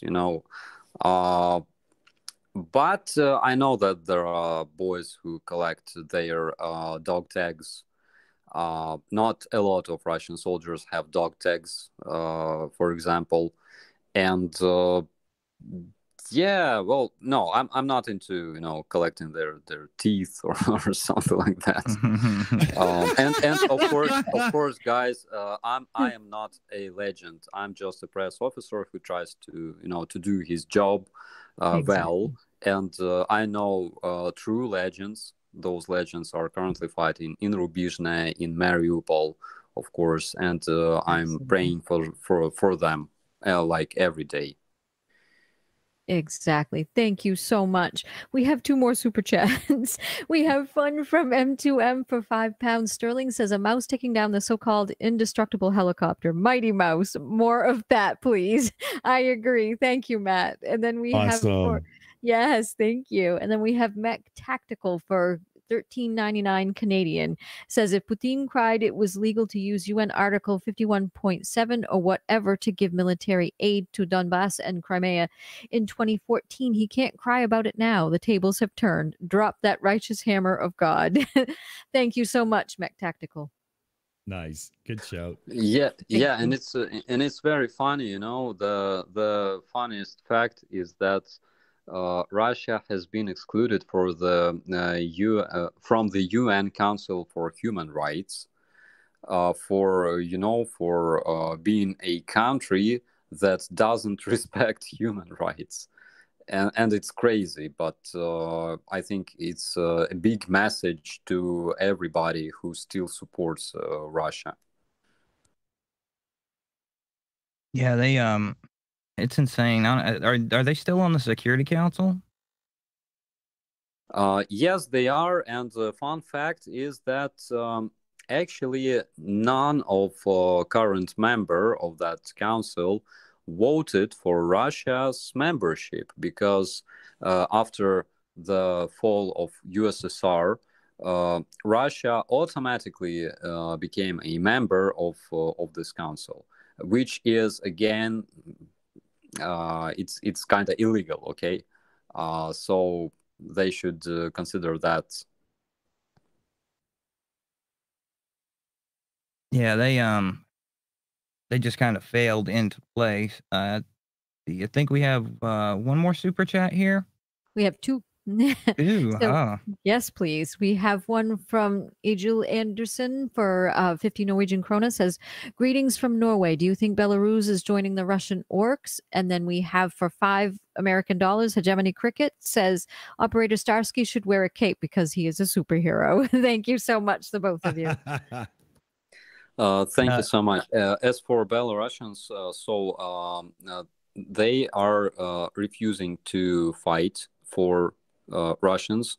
I know that they participated because, for example, those POWs from National Guard that returned from Russian prison, they reported that there were Belarusians actually among Russian soldiers in that unit, but they said that they had a lot of conflicts. I mean, those Belarusian soldiers, they had a lot of verbal conflicts with Russians, saying things like, it's not our war, we didn't want to fight, and stuff like that.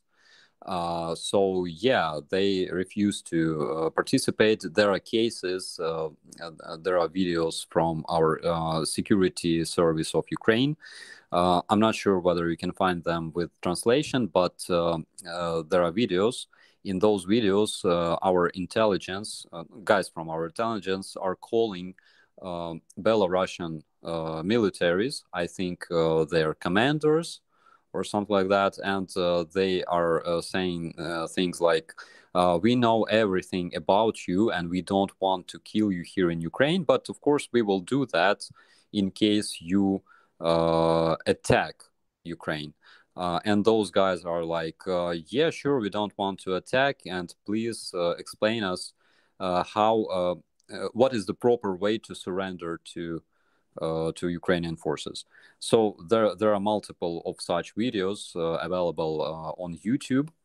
I'm only not sure if you can find them in English language or with English subtitles. Okay. And it looks like we've had a hand up for a little bit. Thank you for your patience, Jut. Did you have a question? Oh, Monkey, everything okay there? Oh yes, I took my hand down. I took my hand down instead of taking my hand off my mouth and turning off my mic. Can you hear me? Yeah, we've got Loud you. and clear. Yeah, yes. Firstly, I've just joined. I've been listening. Hello, everybody. Starsky, hello. I'm very sorry to hear, obviously, of your loss. Alexander Makoff, is that correct? But you guys are absolutely amazing. You still show you're extremely robust, brave. You're a super, super proud nation. Your leader has come from, I mean, let's face it, going back, say, 4 months ago, not many people would even know the leader of Ukraine, Zelensky. But I mean, everybody knows this guy now, and he is absolutely amazing. A top leader. It's just a shame, I think, personally, now, like, NATO does absolutely, I mean, they've sent all these weapons, they really have, but we are doing absolutely fuck all more than that because of, obviously, Putin's threats of nuclear war. But the thing is, we can't just let him, it's a difficult one, I know, and a catch-22, but, like, you can't just have someone wave the nuclear stick so that they can continue to fucking commit genocide of an entire nation. You know what I mean? My question as well, I mean, NATO, we're sending, like, all this hardware from defensive to now offensive weapons. But, like, I mean, how long do you think, with all this hardware coming in, but how long do you think you guys can literally hold out before NATO has no choice but to join the theater, So first of all, hello, my friend, and thank you very much. Regarding your question, I think we can hold like maybe a half year, and we have positive anticipation, let's call it this way. So I think in maybe 6 months, with huge casualties among our soldiers as well as civilian population, we can win this war. But again, it will cause, like, incredible destruction of our infrastructure and a lot of casualties. I'm talking like hundreds of thousands of civilian people. But with all those weapons incoming to Ukraine, I think that we can do that much faster. According to our forecast, the situation will change by the end of this month, by the end of May. And regarding NATO, we all accept this fact that we are a shield for Europe. I mean, we cannot ask other people to fight for us. We can offer them fight for us, but we cannot, ask them, again, because we have a lot of respect to all other countries and their government and their people, and it's not, our right to demand, like, fighting for us. But today, for example, in Hostomel, our Minister of Internal Affairs said that we are proud to protect Europe, because it's big honor for us as Ukrainians, as a new young European nation. Okay, and I agree with him. We accept this fact, and of course, it will take huge effort from Ukrainian nation to fight back and defend Russia. But in the end, we all believe in our victory. I tell you what, it's not a question of win. You have to win this war. That Putin cannot win, and he won't win. He will not beat you guys. He won't win, and he cannot win. Simple as that. Hey, I hate to break in here, but we are building up super chats and a couple of the other donation systems. So I'm going to hand off to Dick to hit a couple, and then Amy's got a few lined up as well. Excellent. Yeah, we have Sandra Martin set up a monthly Streamlabs tip. Thank you very much, Sandra. Fuck Putin. Slava Ukraini. Much love from America. Let's get that up on the screen again. And Donna Quinn donated $20 through the Streamlabs donations as well. I'll get that posted again. Thank you, Donna, very much. Thank you, Sandra. And with Streamlabs tips, we get to keep a way higher percentage than we do with the YouTube's super chat. So it just enables us to share more as well as we, continue our support. So thanks, everybody. I think it's Amy's turn next. Yes, please. We got a backup.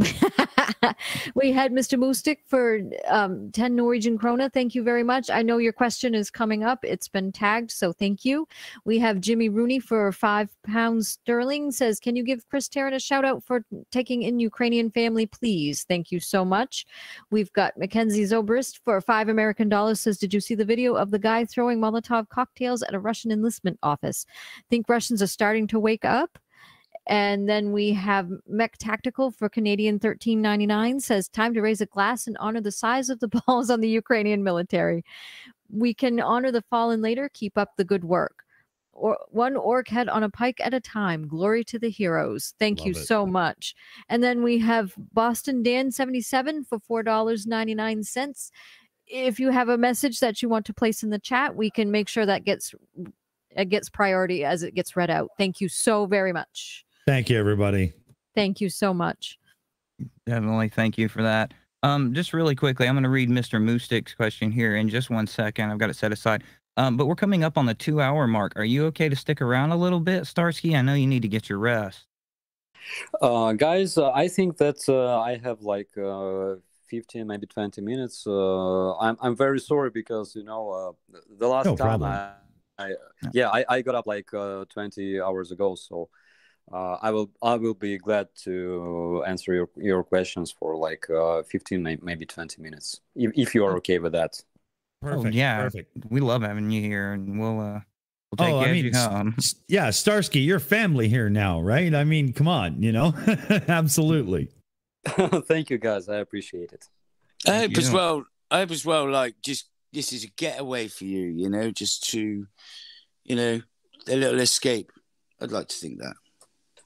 First of all, it's a great opportunity to practice English, because talking is not chatting. So Yes. so I appreciate it as well. Well, I also wanted to add, I got my hand up, I'll put it down. Starsky, when we get you around next week, I'd like to do a little bit more of, who is Starsky? Talk about, things you like in life, life ambitions and dreams. And I'm sure people would like to know more of who Starsky is, not just what Starsky does. I'm okay with that. We keep it not too personal, because you know what I mean. You want to keep your boundary layer, right? No problem. What is your favorite color? Okay, sure. I would love to answer those questions as well. Cool. That'd be fun. That should be fun. Yeah. And Mr. Musik's question. I know we have a lot of Nordic volunteers in Ukraine. Hopefully they're doing a good job helping you out. Norway stands with the free world against tyranny always. Heroem slava. Thank you very much. Yes, there's a lot of volunteers from Norway. I know friends who know friends from Norway. Yes, so those are great guys, and they're doing a great job together with other volunteers from around the world. And thank you very much.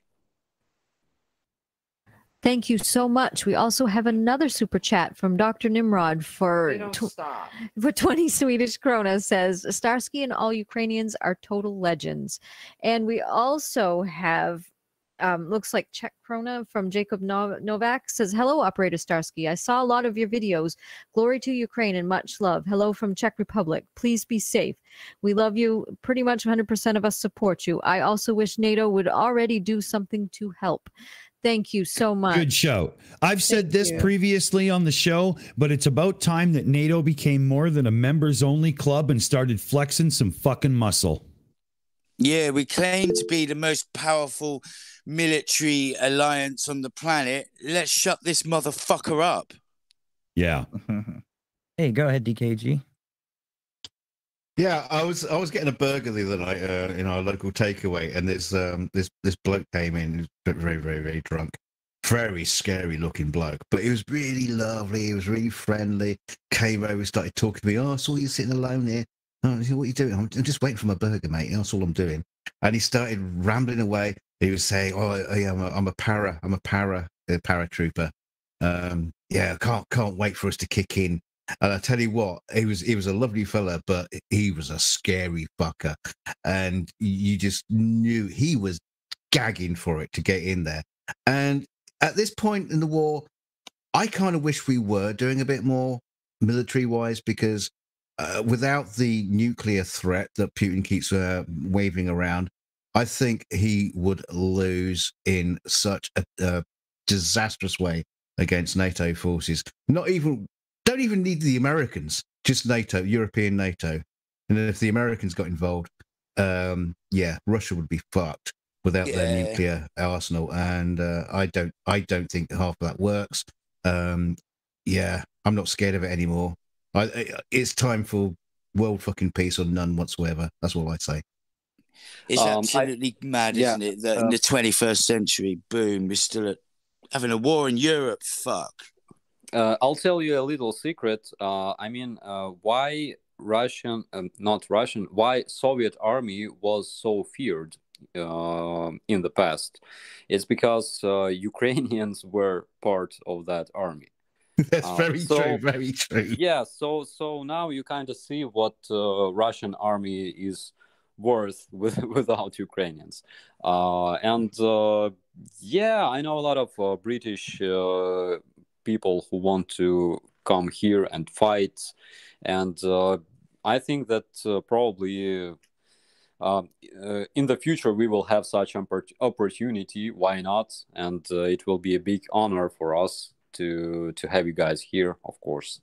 But again, it's up to your decision of your government. It's the politicians.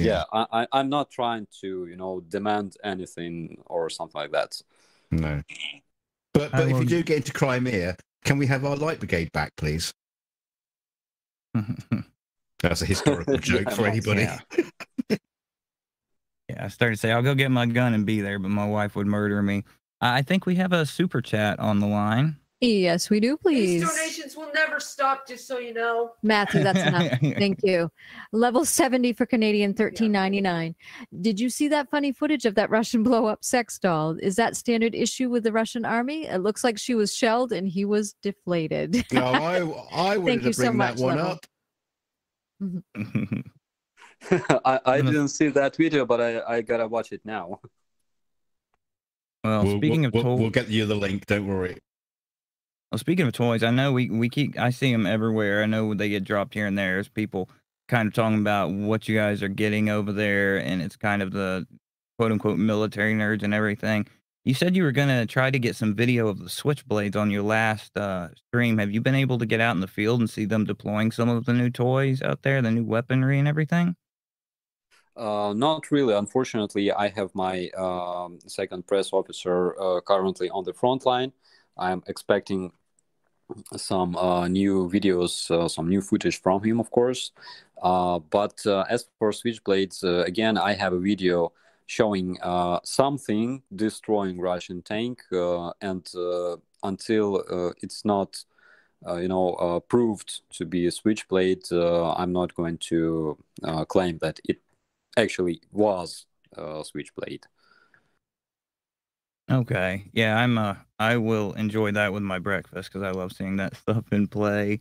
I think we're kind of winding down here. Do we want to go ahead and wrap it up? Actually, we have a super chat, please. Ooh. Yeah. Yes, we do. We have one from Merux for 10 pounds sterling, says Slava Ukraini. Thank you so much. Heroyam Slava. Yes. I think that's a super chat everybody can agree with. Slava Ukraini. Absolutely. Absolutely. Absolutely. Thank you so Heroyam much. Slava. Well Seeing said. if there's anything we haven't covered here, because you've been extremely informative. We've had a lot of questions about the medical aid and stuff. And if you want to get together with us and anything besides the charities we're working with where we can direct people to their specialties, because I've had a pharmacist ask what they could do. I've had a nurse ask. Anything you want to send our way, we will see about plugging it or getting it to somebody who can use it.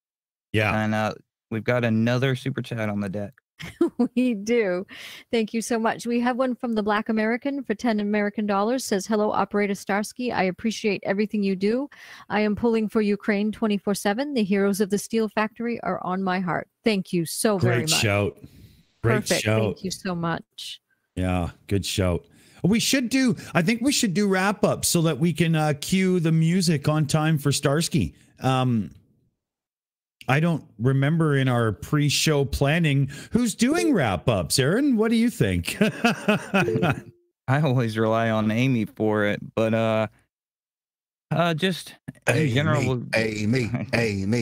Someone fucking wrap up for fuck's sake. I think it's Amy's turn to take us around the table. Then, what do you think? Certainly, I'd be more than happy to. So I'm going to start right around the room. I'm going to start with Fallacy Dave tonight. Fallacy Dave, what are your thoughts on this evening? Sure thing. I really enjoyed the show. It's very intense. I sometimes sit back a bit because I don't want to interrupt because it's flowing so well. What I normally do is throw it back to Starsky. So I'm just going to throw an idea out there that I haven't mentioned yet. Today was local election day in the UK, where we get a chance to vote every year for our local representatives. Now, as much as it's only voting for the people who organise our bins and our bus stops and that sort of thing, it's still an opportunity for the country to send a message to the government to remind them of how well they're doing. So, Starsky, how much does democracy and having the right to self-determine your own country's future mean to you?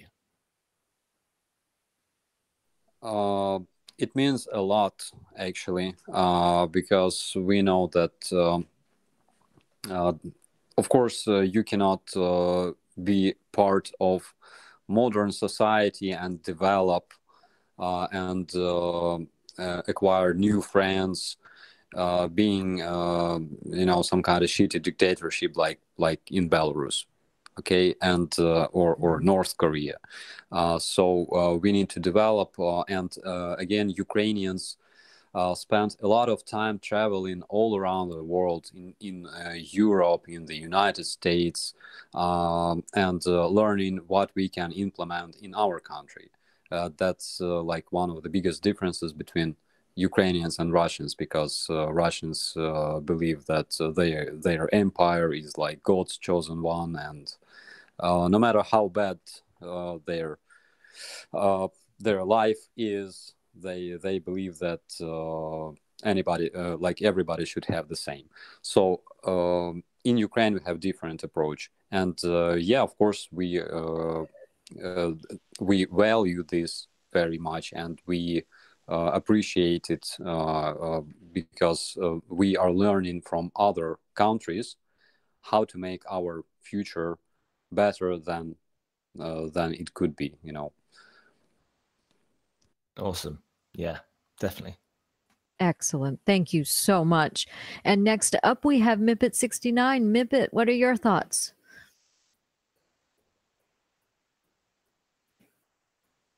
Oh, did we lose you? Did we lose Mippet? Uh-oh.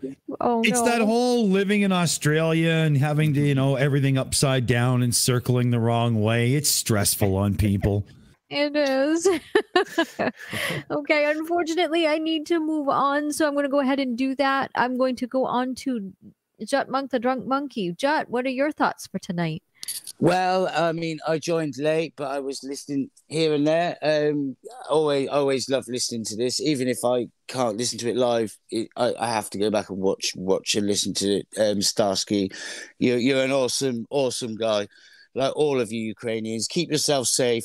As Dick said, you're part of the family now. Ukraine has been fucking embraced by all nations aside from a few rogue nations, obviously, you know, who I think, you know, basically, including the Russians, all those rogue nations that are for this fucking extermination of the Ukrainian people, right? They should all fuck off over to North Korea, build a massive wall around, keep themselves to themselves, leave the rest of the world to get on in the 21st century in being civilized. And then around 10 p.m., when obviously North Korea switches out the lights because they're that fucked up, we can sneak over there and stick a fucking roof over the top. Thank you very much, my Starsky, friend. you keep yourself safe, my friend, and I love you all. Awesome.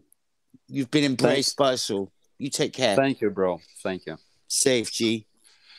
Thank you so much, Jet. And then next up, we have Loki Fish Mars. Loki Fish, what are your thoughts on tonight? Only one thing to say: to the glory and power of Ukraine. Thank you. Brilliant. Brilliant.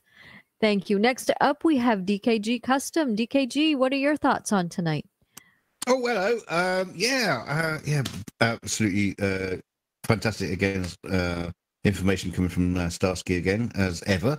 It's just, you know, superb. So many other channels will talk about the war just by showing videos that they find on Reddit.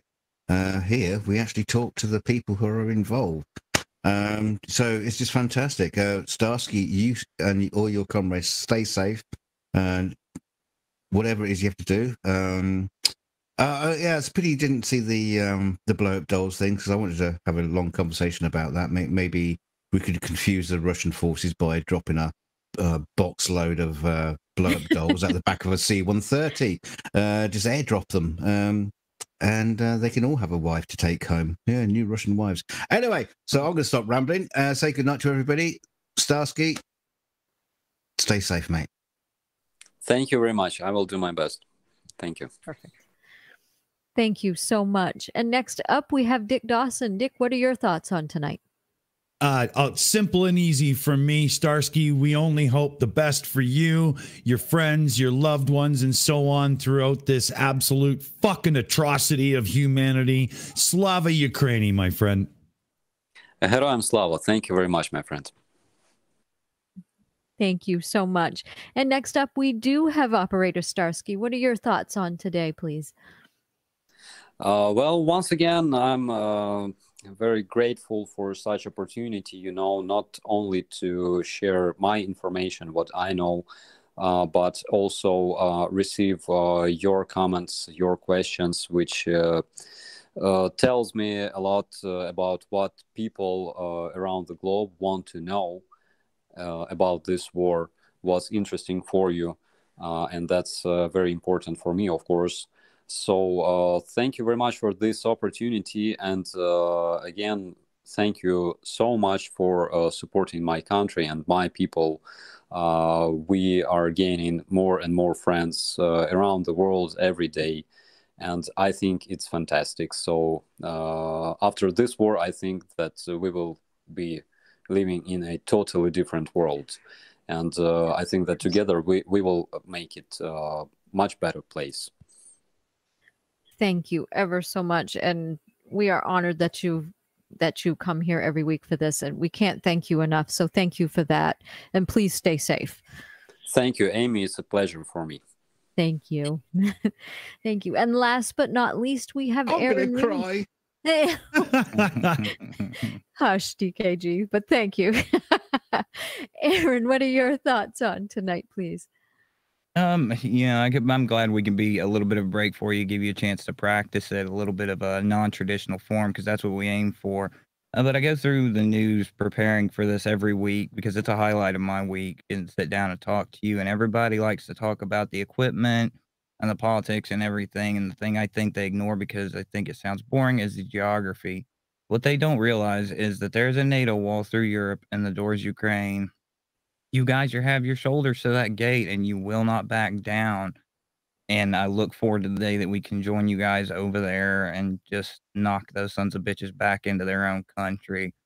But until then, you know, Starsky, pobachimos, until then, take care of yourself, and we look forward to talking to you again next week.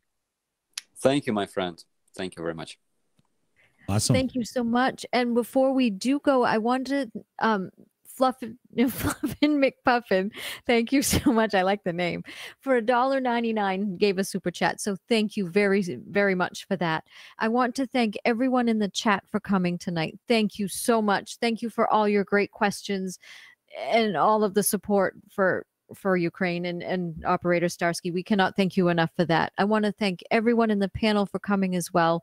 Thank you so much. You all did a great job with your questions and everything. So I want to thank you for that as well. Thank you, everyone. I wish you all a good evening. Thank you. Slava Ukraini. Slava Ukraini. Ukraini. All right. Keep your heads high, fellow babies. They are going to win this.